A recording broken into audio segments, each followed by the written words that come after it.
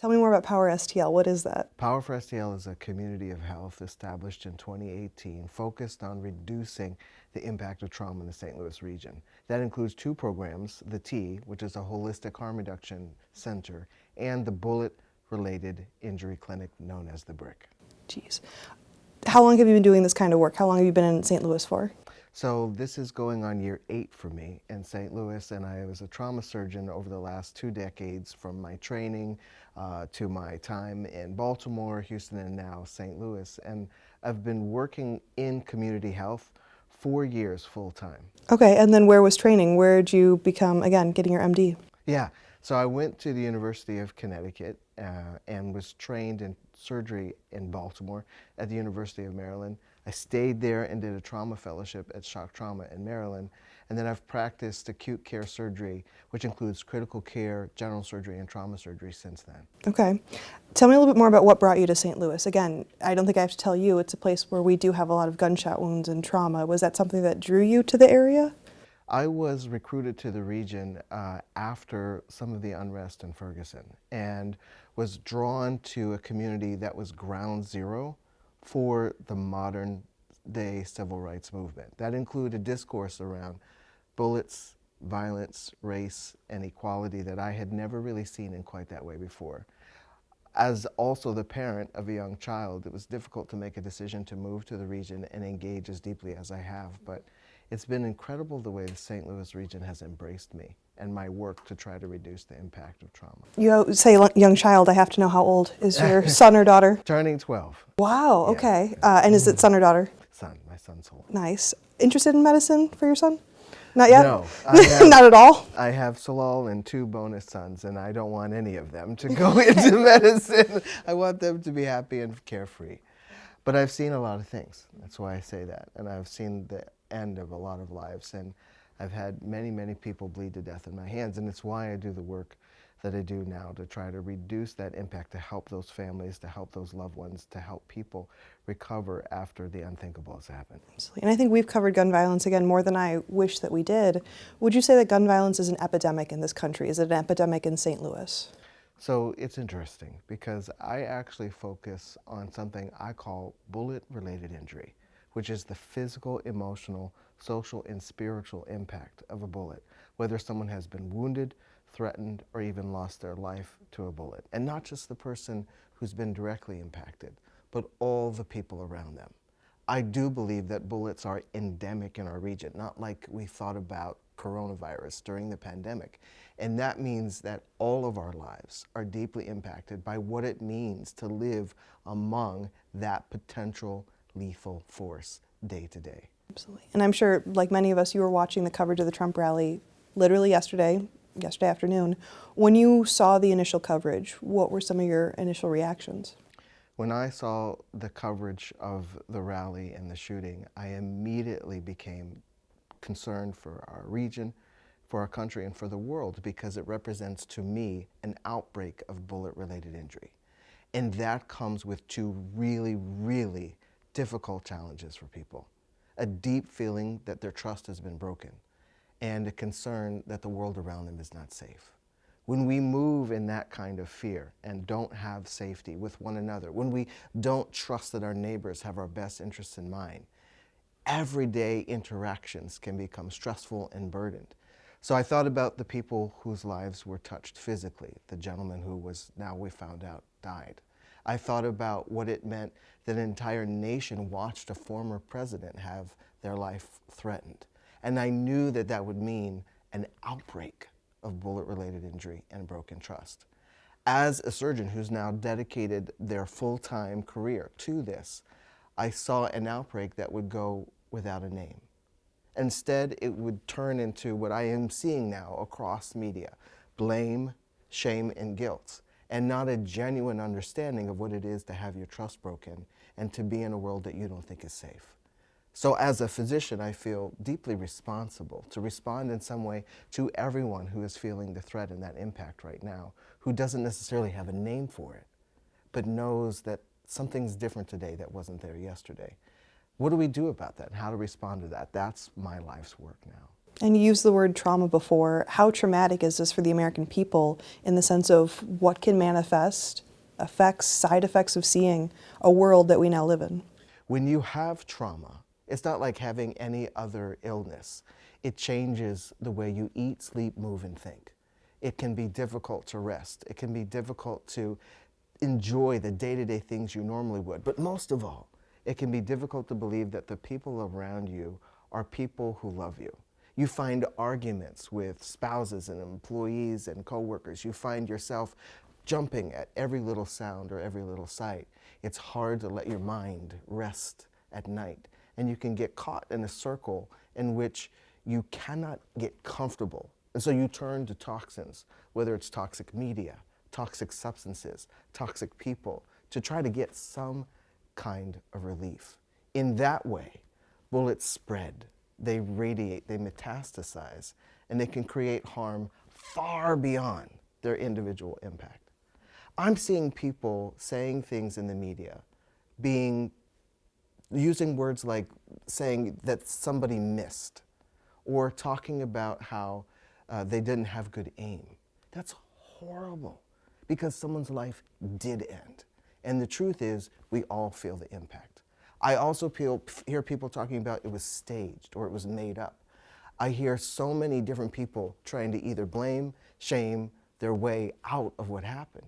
But the truth is, for me, everyone is stressed out by this. And it will manifest in multiple different ways. So what can we do? What can we do? We have to first slow down and recognize that when a bullet threatens someone's life, it threatens everyone's life, because every bullet leaves a mark. Some marks we can see, but most we can't see. And if we don't get gentle with ourselves, get conscious with each other, and make space for that injury, we're going to make sure it spreads. And we're going to make sure it doesn't heal. And in that way, we put ourselves for risk for future injury. Listen, do you know how many people in St. Louis right now are saying, that was just a graze wound? What about when I lost my mother? What about when I lost my child?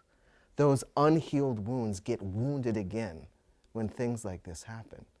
And my work now through the BRIC is to make sure that those needs don't go unmet, and that people know that they have a home where they can be safe and cared for holistically. But again, I think the discourse now is, people are focusing so much on the politics, they're losing the humanity and losing the sense of what happens when our lives are threatened. I'm really, really worried about that. And I don't want this moment to mark a new era in spreading more and more harm amongst one another. And I think it's really powerful, you talking about the marks that are left, both physically and not physically. I want to tap into your surgeon brain, if we will, for a moment. When it comes to the graze wound that we saw on former President Trump's ear, what kind of scarring is that going to leave? What kind of an issue is he going to have now on his right ear from what you've seen? So interesting. Bullets are one of the leading causes of death in people, and one of the leading causes of death, if not the leading cause of death, in youth. And yet, there is not a rock-solid answer to that question, because there is so little that has been studied about the long-term impact of bullet injuries. The truth is, they tend to get worse, not better, in the first several days after the injury. And that is because of the body's inflammation. In the act of trying to heal the wound, there can be increased tenderness, increased drainage, and then the scarring kicks in that can also increase nerve-related pain. In general, I've had many people say, when I left the emergency department after I was injured with a bullet, I felt okay, but it was the next day and the day after that. And again, it's not just the physical wound, it's the nightmares, it's the worry, it's the pain that comes after. So yes, even though people are saying this is just a graze wound, the truth is anybody who's had a graze wound knows just how serious that can be, physically, emotionally, mentally, and spiritually. Absolutely. Probably one of my last questions for you, Dr. Punch. When we're talking about St. Louis, and I think you used that a little bit earlier, alluded to that example, you're worried about what this might mean in St. Louis, the impact it might have. Why would you be worried? I'm worried that people will feel that they cannot trust one another in a whole new way. And so I would ask, can we check in with one another? Are you okay? What did this mean to you? How is it impacting you on a day-to-day basis? When we go to work tomorrow, when we show up for our classes tomorrow, whatever it is we're doing with our friends and family, we can instead choose to respond so that we make sure we are safe.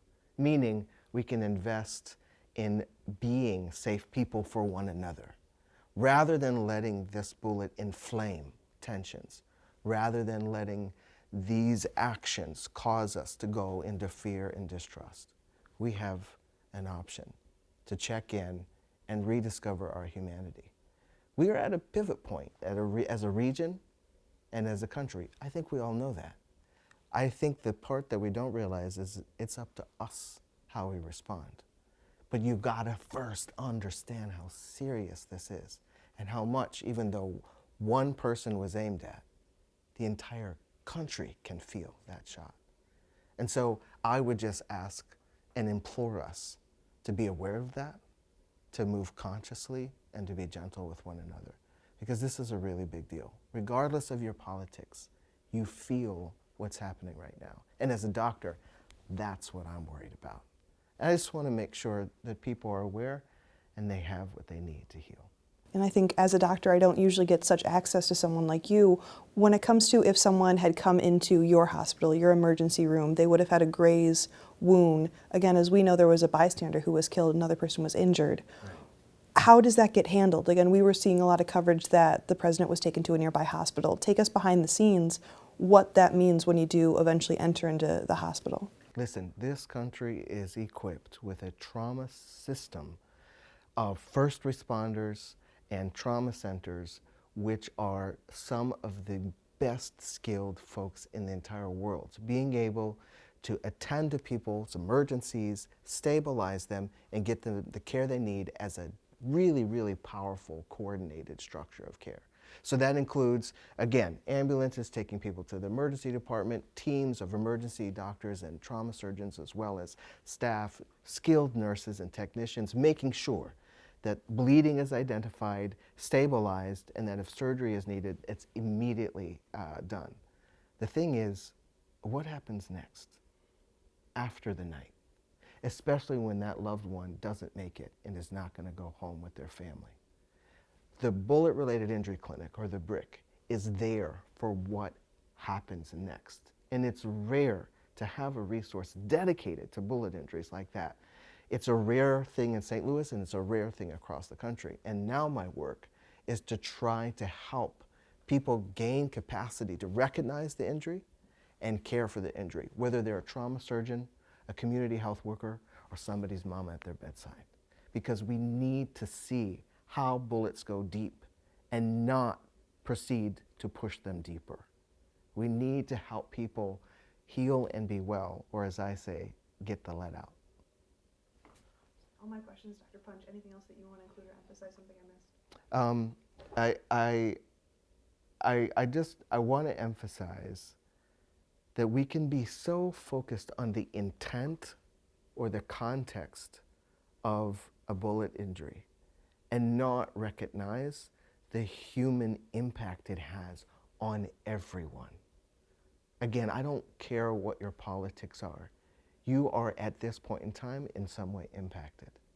And so I just implore the region, give yourself grace, have understanding for one another, and allow us to create conditions of safety so that we don't let this one event turn into many more. That is my call, that is my pleading, and that is my encouragement to the region. But also that the BRIC is here.